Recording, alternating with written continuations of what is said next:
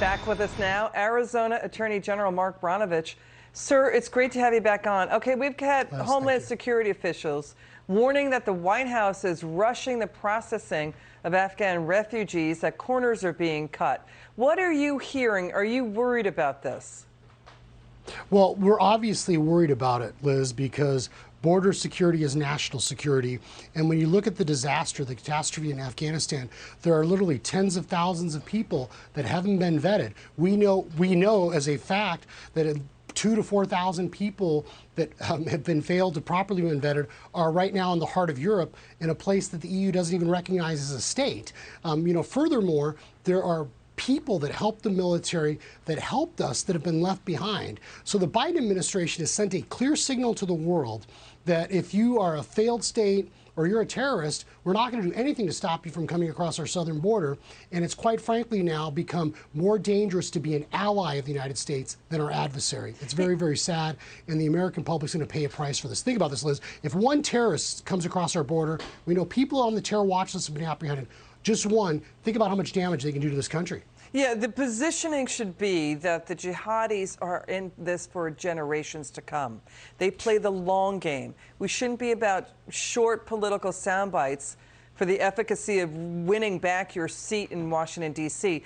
Let's move on to this separate story. A New York Times story indicates and shows, it's reporting, the New York Times is saying that even White House Democrats found Biden's border policies were so disastrous that White House officials are secretly relieved and happy that the Supreme Court ordered them to reinstate Trump's Remain in Mexico policy. The border crossings have hit historic highs. Your take on even White House officials happy about that, about the reinstated Remain in Mexico? It shows the intellectual dishonesty of the Biden administration.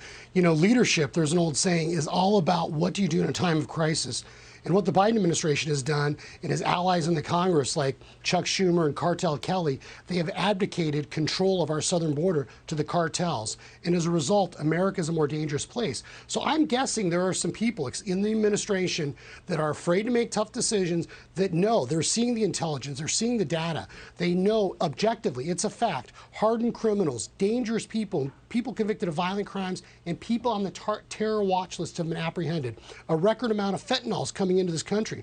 This is going to be a disaster for everyone, not just here in Arizona, not along our southern border, but all over the United States. So I think they know that. I think if anyone looks at it objectively, they know the Biden administration is making this a more dangerous place.